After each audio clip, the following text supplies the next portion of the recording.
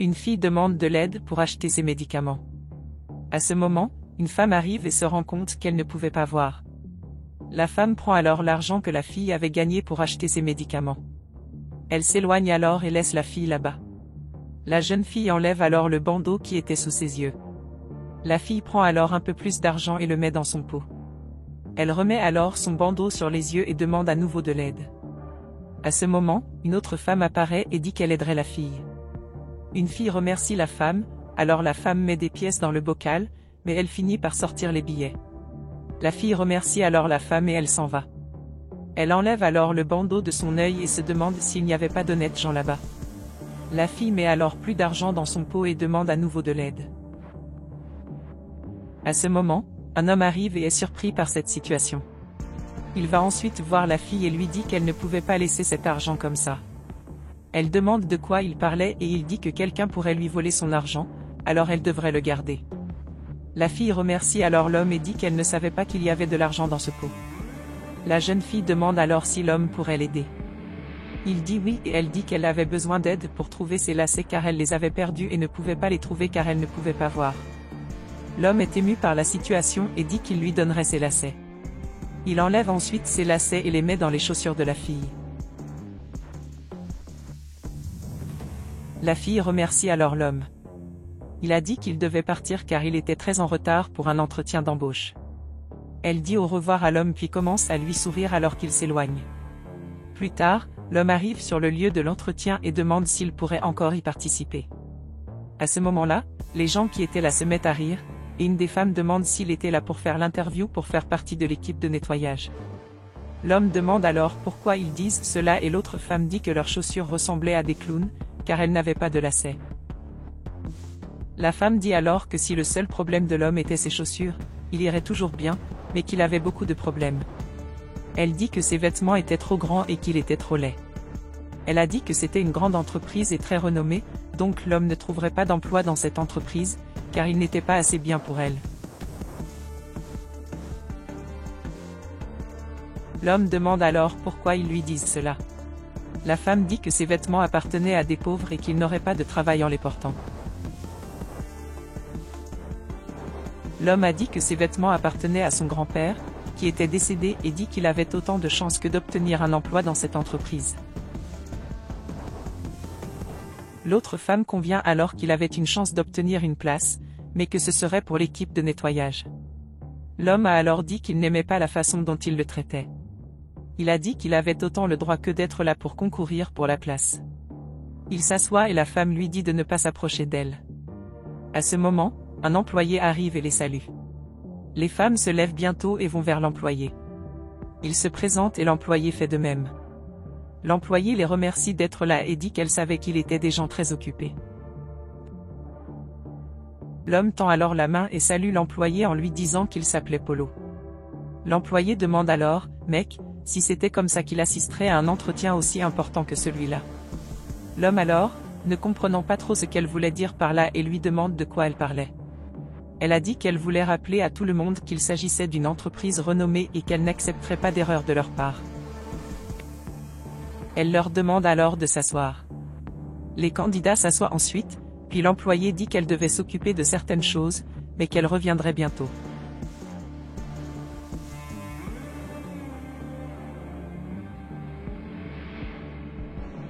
Une des femmes dit alors qu'elle aiderait l'homme à mieux s'habiller pour le prochain entretien, car dans celui-là il n'obtiendrait rien. Elle sort alors quelques billets de son sac à main et les tend à l'homme.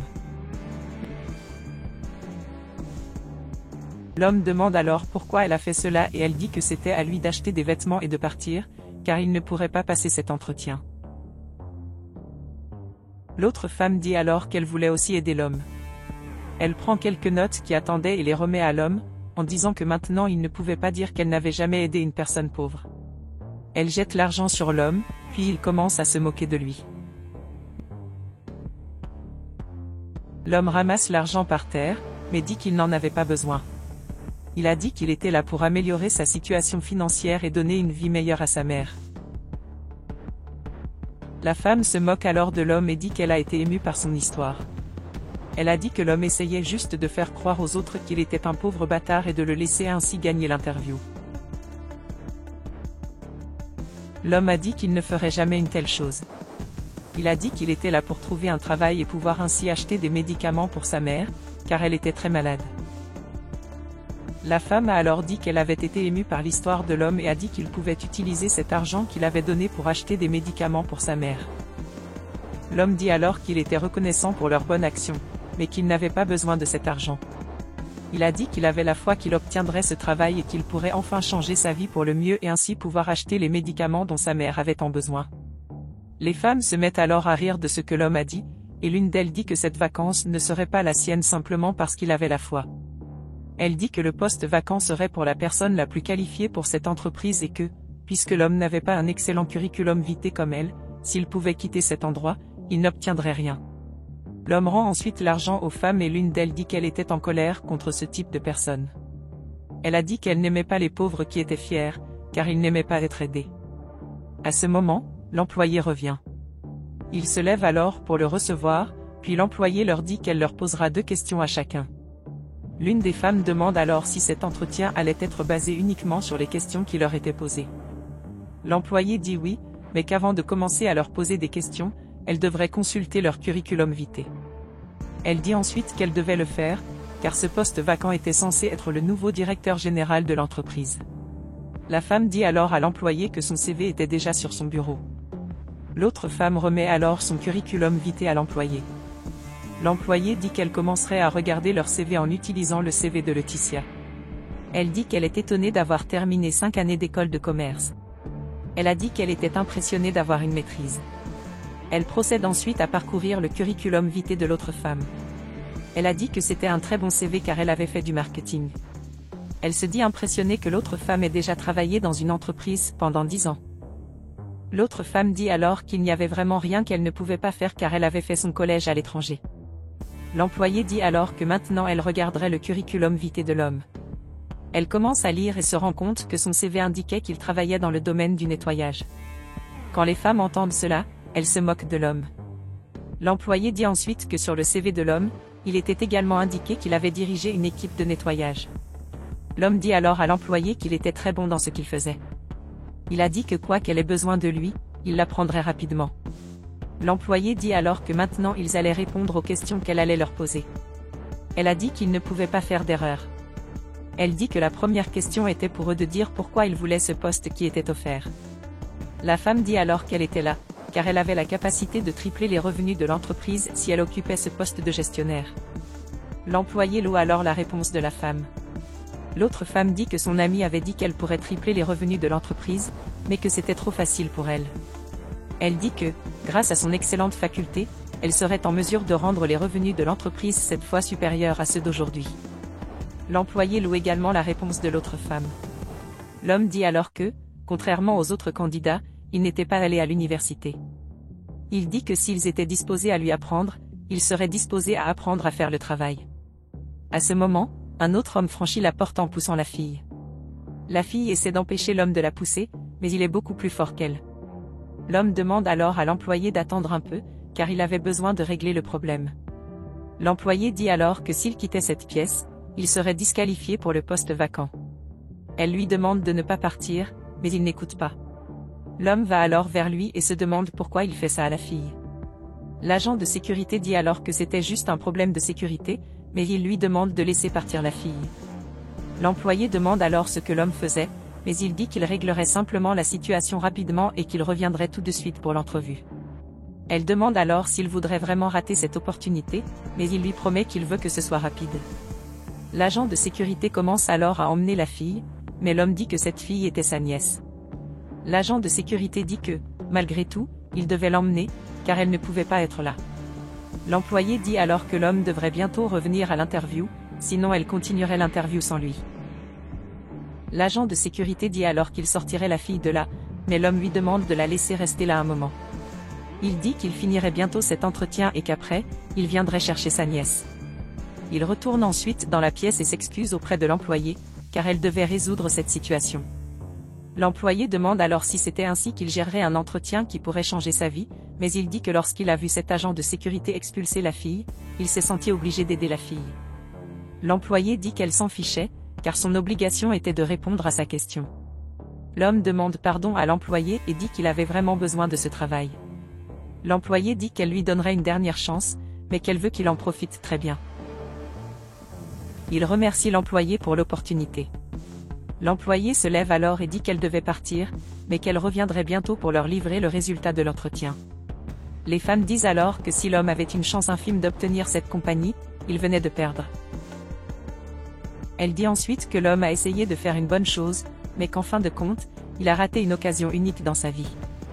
L'homme dit alors qu'il avait toujours la foi qu'il obtiendrait ce poste vacant, car tout n'était pas perdu, mais les femmes se sont rendues et dit que ce n'était pas une question de foi. À ce moment, la jeune fille entre et salue les candidats. Ils n'ont alors pas compris ce qui se passait et à ce moment la jeune fille s'est assise sur la chaise. Une des femmes demande alors si c'était une mauvaise blague, mais l'employé lui assure que ce n'était pas une blague et lui demande d'attendre en silence. L'autre femme demande alors où était le propriétaire de l'entreprise, mais la fille dit que son père est décédé et lui a légué cette entreprise. Les femmes disent alors qu'elles sont désolées pour la perte de la fille et demandent si elles peuvent faire quelque chose pour elle. La fille leur crie dessus et leur dit qu'ils n'avaient plus besoin de faire ça car ils l'avaient maltraitée dehors. Ils disent alors que c'était impossible car ils n'avaient jamais vu la fille auparavant.